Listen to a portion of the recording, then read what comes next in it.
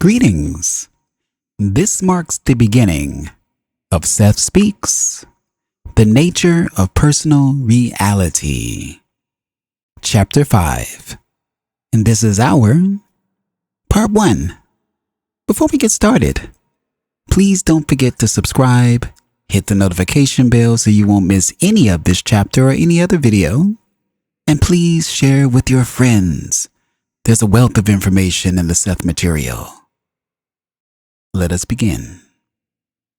This is the constant creation of the physical body. As mentioned in Chapter 4, the conscious mind is a portion of the inner self, that part that surfaces, so to speak, and meets physical reality more or less directly. You are mainly concerned now with physical orientation and the corporeal materialization of inner reality. Therefore, the conscious mind holds in ready access the information that you require for effective day-to-day living.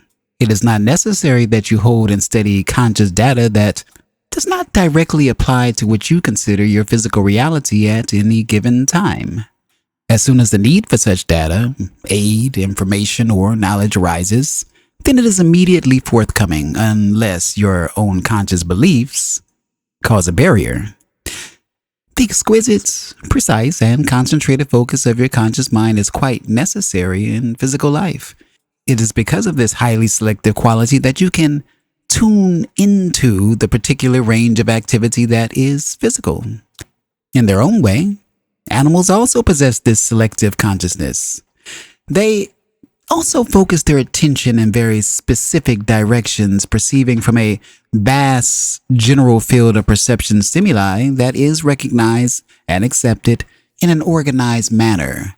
Now, the animals' conscious minds, connected with their physical brains, make this necessary selectivity possible. Without it, there would be an out-of-focus effect that would make their physical survival impossible. So certain portions of the inner self come to the foreground of being. Because your mind in life is connected with the brain and the physical organism, it is automatically attuned to corporeal reality, and to some extent, of course, it ignores some non-physical data that lies within any given field of perception.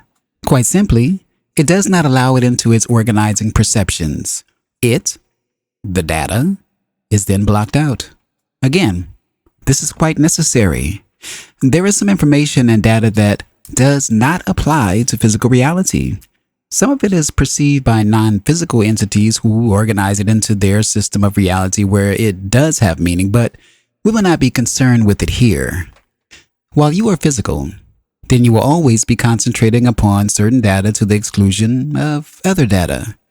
In other kinds of realities, you may ignore the physical system entirely, however, focusing instead upon those systems of existence that are now not recognized within your own.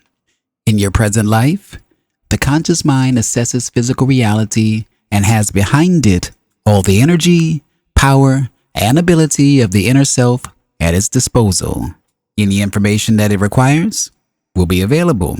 Its job is to access that reality effectively, using that fine focus mentioned earlier in Chapter 2.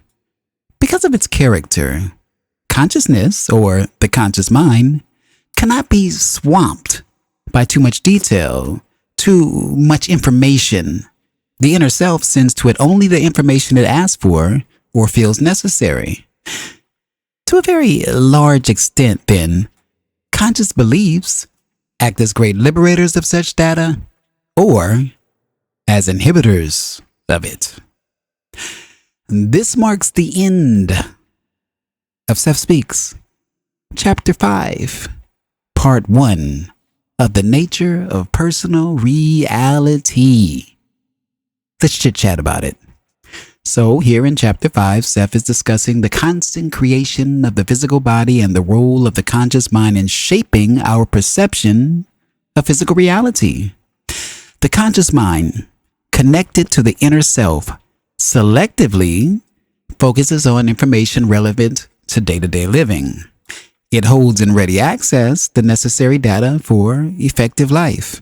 And when the need arises, information is readily available unless conscious beliefs create barriers.